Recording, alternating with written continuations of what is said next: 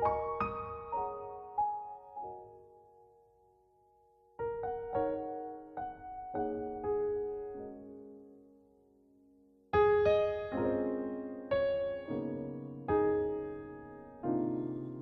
বসু আমার অত্যন্ত প্রিয় একজন লেখক।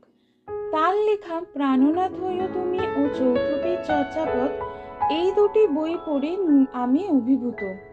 এই দুটি বই অর্থাৎ প্রাণনাথ হইও তুমি ও চৌথুপী চর্যাপদ দুটি বইয়েরই বুক রিভিউ আমার চ্যানেলে আছে।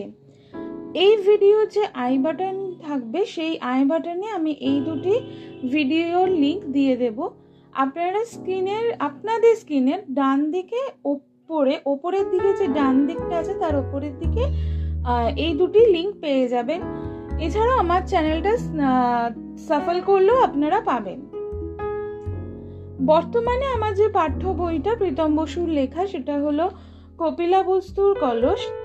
যথারীতি ওনার অন্যান্য বইয়ের মতো এটিও সেলফ পাবলিশড, অর্থাৎ কোনো নির্দিষ্ট কোনো পাবলিকেশনের আন্ডারে এটি প্রকাশিত নয়, উনি নিজেই এটাকে পাবলিশড করেছেন।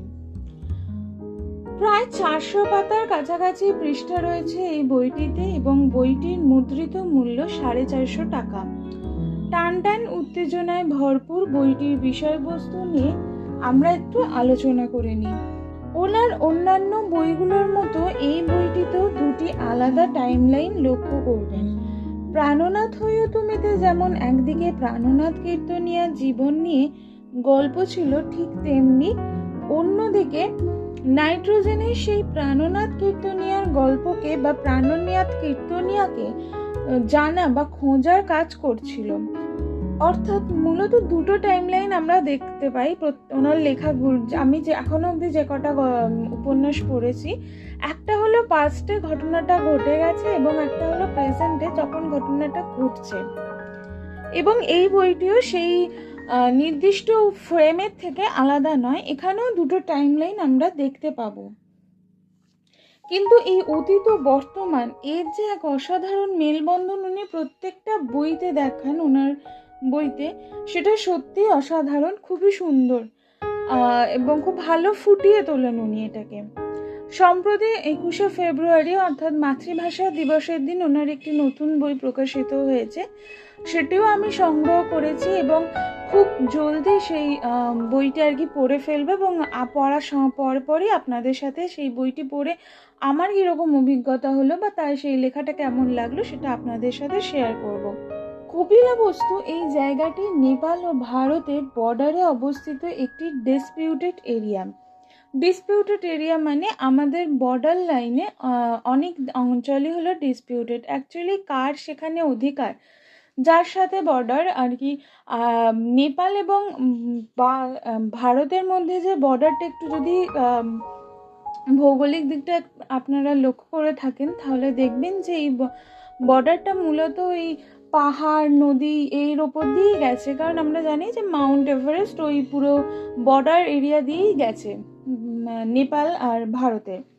তার ফলে সব জায়গায় তো মানুষ পৌঁছতে পারেনি, একটা আন্দাজে সে বর্ডার লাইন টেনে দিয়েছে, সব জায়গায় পৌঁছতে পারেনি। এবং মানে একটা সমতল ভূমিতে বর্ডার টানলে যতটা ভালোভাবে প্রমিনেন্টভাবে ফুটে ওঠে, কিন্তু কোনো দুর্গম অঞ্চলে বর্ডার লাইন টানলে অতটা ভালোভাবে ফুটে ওঠে না। তার ফলে অনেক সময় জায়গাটা ডিসপিউটেড হয়ে যায়, মানে নেপালও দাবি করছে ওই জায়গাটা আমার, ইন্ডিয়াও দাবি করছে ওই জায়গাটা আমার। তো সেই জন্য সেই সমস্ত যে জায়গাগুলোতে আর কি বর্ডারের যে জায়গাগুলোতে পাশাপাশি দুটো দেশই আর কি দাবি করে সেই জায়গাটার ওপর নিজেদের অধিকার, সেই জায়গাগুলোকে ডিসপিউটেড এরিয়া বলা হয়।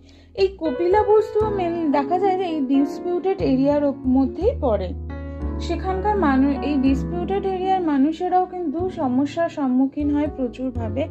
কারণ তাদের মধ্যে সেই কোনো দেশই তাদের দায়িত্ব নিতে চায় না ঠিক সেভাবে। আবার সারাক্ষণ একটা যুদ্ধের পরিস্থিতি গড়ে ওঠে। এডুকেশন, ওয়েলফেয়ার, এই সমস্ত দিকগুলো থেকে এই ডিসপিউটেড এরিয়াগুলো একটু পিছিয়ে থাকে। আচ্ছা, আমাদের সেটা আলোচ্য বিষয় না, আমরা আমাদের আলোচ্য মূল বিষয়ে ঢুকে আসি। কপিলাবস্তু সেই রকমই একটি ডিসপিউটেড এরিয়া। দুটি দেশই অঞ্চলটিকে নিজের দেশের একটি অংশ বলে দাবি করেন। এই কপিলা বস্তু ঐতিহাসিক দিক থেকে ভীষণ গুরুত্বপূর্ণ। তার প্রধান কারণই হলো গৌতম বুদ্ধ। শোনা যায় গৌতম বুদ্ধের শরীরের যে হাড়, মানে উনি মারা যাওয়ার মহাপরিনির্মাণ লাভ করার পর, অর্থাৎ মারা যাওয়ার পর বুদ্ধের শরীরের যে হাড়গুলো ছিল তার মধ্যে কয়েকটি হাড় একটি কলসির মধ্যে করে এই কপিলা বস্তুর কোনো একটি স্থানের মাটির নিচে রাখা আছে। ইংরেজ শাসন চলার সময় মাটি খুঁড়ে একটি কলসি উদ্ধার হয়। কলসি কোনো কারণে রাজকুমারীর বাবার হাতে চলে আসে আর কি, যখন উদ্ধার করা হয় মাটি থেকে। আবার দেখা যায় যে এই রাজকুমারী অ্যাকচুয়ালি তাদের যে নিজস্ব গ্রাম, সেই গ্রাম থেকে তাদেরকে বিতাড়িত করে দেওয়া হয়েছে, কারণ গ্রামের লোক, যেটা মানে আঞ্চলিক লোকেরা কুসংস্কারে আচ্ছন্ন এবং তারা মনে করে যে এই রাজকুমারীর ডাইনি আর কি, ডাইনি, ও গ্রামে থাকলে সব কিছু অমঙ্গল ঘটবে, তো সেই জন্য ওকে ওদের গ্রামে থাকতে দেয়নি। ওর রাজকুমারী এবং তার বাবা মা তিনজনেই পালিয়ে পালিয়ে বেড়াচ্ছে। এবং এক সময় এই পালাতে পালাতে যেখানে এই সাইটটা চলছিল, ওয়ার্কিং সাইটটা চলছিল, যেখান থেকে কলস উদ্ধার হয়, সেখানে এসে পৌঁছয় এবং ঘটনাক্রমে তার রাজকুমারীর বাবার হাতে এই কলসি চলে আসে। আর এরপরে কি হলো সেটা জানতে তো অবশ্যই কপিলা বস্তুর কলস এই উপন্যাসটি পড়তে হবে। এটা তো গেল অতীতের গল্প। এবার অতীত আছে মানে বর্তমান আছে। এবার আসি বর্তমানে। বর্তমানের গল্পটি ঋদ্ধিমার জীবনকে কেন্দ্র করে। ঋদ্ধিমা তার জীবনে দুজন প্রিয় মানুষকে হারিয়েছে। এদের মধ্যে একজন সিদ্ধার্থ, ঋদ্ধিমার দাদা। ঋদ্ধিমার প্রাণের থেকেও প্রিয় ছিল তার দাদা। তার দাদা গত 4 বছর আগে মারা গেছে, সেরকমই খবর রটেছে। ঋদ্ধিমা বর্তমানে নিউ ইয়র্কের একটি বিশ্ববিদ্যালয় থেকে কপিলা বস্তুর ওপর রিসার্চ পেপার রেডি করছে, অর্থাৎ সে পিএইচডি করছে এবং তার পিএইচডির বিষয় হলো কপিলা বস্তু। ঋদ্ধিমা ইন্ডিয়াতে থাকাকালীন তার গল্পটা, উপন্যাসটা শুরু হচ্ছে হবে যে ঋদ্ধিমা ইন্ডিয়াতে ছিল। ঋদ্ধিমাকে একটি মেল করা হয়, করেন হচ্ছে ডক্টর উইকস, তার রিসার্চ গাইড বা হেড মেল করেন। এবং রিসার্চ করতে গেলে তো আমরা জানি যে একটা স্পন্সরশিপের ব্যাপার থাকে, কারণ রিসার্চের ক্ষেত্রে অনেক টাকা পয়সার প্রয়োজন হয়। তো এই স্পন্সরশিপের জন্য আর কি মেনলি ওকে মেল করা হয় যে তাড়াতাড়ি আসতে, এই বিষয়ে একটা মিটিং হবে ওর ইউনিভার্সিটিতে। ঋদ্ধিমা তড়িঘড়ি করে ফ্লাইট ধরে আসে, কিন্তু যত তাড়াহুড়োই করুক সে লেট হয়ে যায় এবং মিটিংয়ের টাইমটা ওভার হয়ে যায়। সে যথারীতি তার ইউনিভার্সিটি যায় এবং গিয়ে দেখে যে তার ইউনিভার্সিটির সামনে অনেক পুলিশের ভিড়, লোকজনের ভিড়। গিয়ে জানতে পারে যে তার ইউনিভার্সিটিতে যাদের সাথে ওর মিটিং করার কথা ছিল, ইনক্লুডিং তার যে রিসার্চ গাইড ডক্টর উইকস, ওনারা 4জন ছিলেন মোস্ট প্রবাবলি, 4জনই কি 3জন আমার ঠিক মনে পড়ছে না এই মুহূর্তে, ওনারা সবাই মারা গেছেন। শুধুমাত্র ও যেহেতু লেটে পৌঁছেছিল তাই ও বেঁচে গেছিল ভাগ্যক্রমে। এবং অদ্ভুত আর একটা জিনিস আবিষ্কার করে যে এই মৃত্যুর পেছনে, খুনের পেছনে, মারা গেছিল মানে খুন হয়েছিল, এমনি স্বাভাবিক মৃত্যু নয়। এই খুনের পেছনে যাকে সবচেয়ে বেশি আর কি সন্দেহ করা হচ্ছে সেটা হলো ঋদ্ধিমাকেই মনে করা হচ্ছে, বা এভিডেন্স, মনে করার চেয়ে বড় কথা এভিডেন্স বলছে যে এর পেছনে ঋদ্ধিমা দায়ী, ঋদ্ধিমাই মেরে ফেলেছেন ওনাদের। যথারীতি ঋদ্ধিমাকে পুলিশ ধরতে আসে।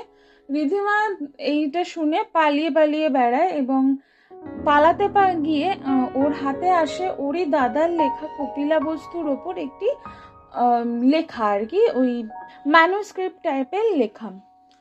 তো একদিকে ঋদ্ধিমা নিজের জীবনের ঝুঁকি নিয়ে পালাতে থাকে, কারণ যদি ও একবার পুলিশের কাছে ধরা পড়ে যায় কোনো মতেই আর কি তার বিরুদ্ধে ওঠা যে অভিযোগটা সেটা কোনো মতেই খারিজ হবে না, কারণ এতটাই পোক্ত প্রমাণ সব জায়গায় আছে। ও যে দেশের বাইরে ছিল যখন খুন হয়েছিল সেটারও কোনো প্রমাণ নেই। তো সেই সমস্ত প্রমাণ ওর বিরুদ্ধে। এই পালিয়ে পালিয়ে বেড়ানোর মধ্যে ওর অনেকজনের সাথে পরিচিত হয়, নতুন মানুষদের সাথে, যারা ওকে তাদের নিজেদের জীবনের ঝুঁকি নিয়েও বাঁচায়। তার মধ্যে একটি ক্যারেক্টার সুনয়ন, সে রিধিমাকে বাঁচায়, প্রতি মুহূর্তে তার পাশে থাকে এবং তার যে এই যে জার্নিটা তাতে সঙ্গ দেয়। এবং শেষ অবধি কি হলো, রিধিমার কি হলো, তার দাদা আদৌ মারা গেছেন কিনা, সেই সমস্ত কিছু আর কি জানতে পারবেন আপনারা এই উপন্যাসটা পড়ে।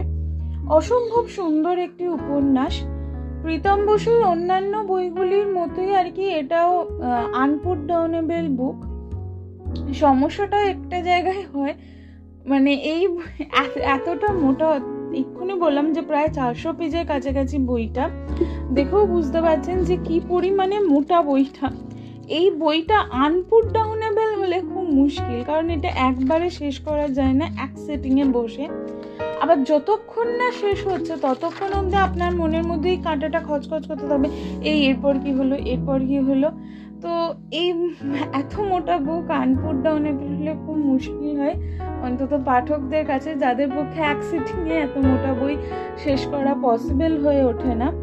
কিন্তু আবারও বলবো, প্রীতম বসু তো আমার প্রচণ্ড প্রিয় লেখক, ভীষণ পছন্দের লেখক, ভীষণ প্রিয় লেখক। ওনার লেখা নিয়ে কথা বলার মতো ধৃষ্টতা আমার নেই। প্রত্যেকটা লেখাই সুন্দর। এখনো অবধি আমি 3টে লেখা পড়েছি এই নিয়ে, কপিলাবস্তুর কলস, প্রাণনাথ হইও তুমি আর চৌথুপী চর্যাপদ, 3টেই অসাধারণ লিখেছে। তবে যারা এখনো ওনার কোনো লেখাই পড়ে ওঠেননি তাদেরকে আমি একটা কথাই বলবো যে দেখুন, সব লেখকেরই তো শুরুর লেখা আর তারপর তার লেখা আরো ভালো হয়। তো যদি আমার মতো মানে পড়তে শুরু করেন প্রাণনাথ হইও তুমি থেকে, মানে অপোজিট থেকে রিভার্সে পড়তে থাকেন, তাহলে কিন্তু ওনার লেখা যে কৌশলতা বা সৌন্দর্যটা ধীরে ধীরে বেড়েছে প্রত্যেকটা বইতে। ওনার লেখার যে ডিফারেন্সগুলো, ওগুলো আপনি চোখে পড়বে না সেভাবে, মানে মনে হবে যে ভালো লেখাটা সবার আগে পড়ে ফেলেছি, খারাপটা তার থেকে কম ভালো, খারাপ না সরি, তার থেকে কম ভালো লেখাটা আমি পরে পড়ছি। তো বেটার হয় উনি যে সিকোয়েন্সে লিখেছেন সেই সিকোয়েন্সেই পড়া। এমন নয় যে এই আগেরটা পেছনেরটা আগে পড়া যাবে না, সেরকম কোনো নেই।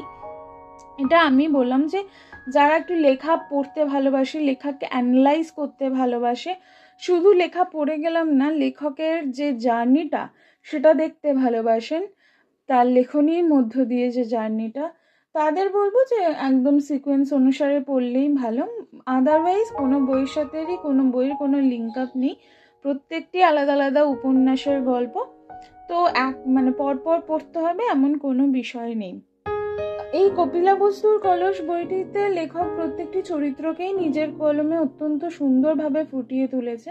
তবে সুনয়নের চরিত্রটি আমার খুব ভালো লেগেছে, কারণ এরকম একজন নিঃস্বার্থ হেল্পিং হ্যান্ড খুব কম দেখা যায়। এখনকার দিনে এতটা নিঃস্বার্থভাবে কেউ কাউকে সাহায্য করে না, তো সেখানে সুনয়ন সত্যিই ব্যতিক্রম। আমার সত্যিই ভালো লেগেছে সুনয়নের চরিত্রটা। কপিলাবস্তুর কলস বইটি আপনারা যারা এখনো পড়েননি তারা অবশ্যই পড়ুন। আমি তো মোস্টলি রেকমেন্ড করব, শুধু কপিলাবস্তু না, প্রীতম বসুর লেখার যে কটি বই এখন অবধি বেরিয়েছে প্রত্যেকটিই পড়ে দেখুন। অত্যন্ত সুন্দর লেখনী ওনার, পড়লে খুব ভালো লাগবে, টান টান উত্তেজনা অনুভব করবেন। যারা পড়েননি তারা অবশ্যই পড়ে নিয়ে জানান কেমন লেগেছে, আর যারা অলরেডি আমার মতো পড়ে ফেলেছেন তারা জানান যে তাদেরও কেমন লেগেছে।